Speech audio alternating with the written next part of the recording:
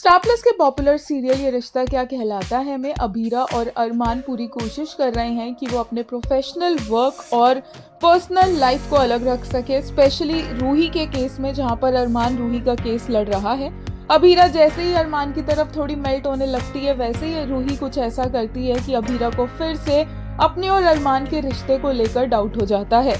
रूही ऐसी है जिसे हर कदम पर अरमान की जरूरत पड़ती ही रहती है। दिन में इनका एक्सीडेंट केस चल रहा था और वहाँ पर रूही ने कोशिश की कि वो अरमान को लंच खिला सके, यहाँ तक कि उसने अरमान से ये भी कह दिया कि वो उससे अभी भी प्यार करती है। वहीं जब ये पूरा कोर्ट का ड्रामा उस दिन के लिए ओवर हुआ तो रात को फिर से रूही और पी नानू के पास पहुंच गया वो,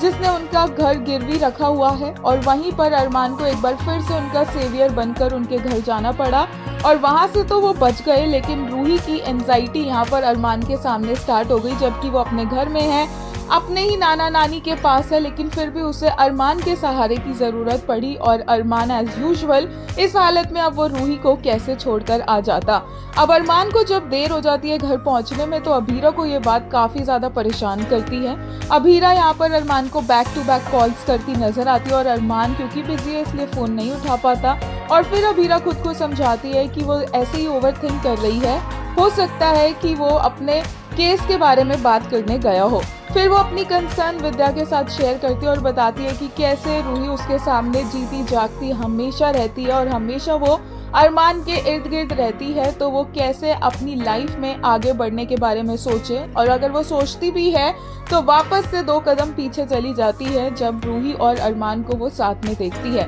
विद्या समझाती है अभीरा को कि उसे अपना हक जमाना होगा, उसे रूही को स्पेस ही नहीं देना होगा कि वो उनकी लाइफ में इंटरफेयर कर सके। वहीं हम आपको बता दें ये रिश्ता क्या कहलाता है में अगर हर एक महीने में एक फंक्शन, एक सेलिब्रेशन ना हो, ऐसा तो हो नहीं सकता और आने वाले एपिसोड में भी ऐसा ही होगा। अब ये सेलिब्रेशन किस चीज का है उसकी कंफर्मेशन नहीं है, बट ये आप देख सकते हैं मनीषा चाची सा एंड माधव पापा कितना ज्यादा फन कर रहे हैं बिहाइंड द सीन्स।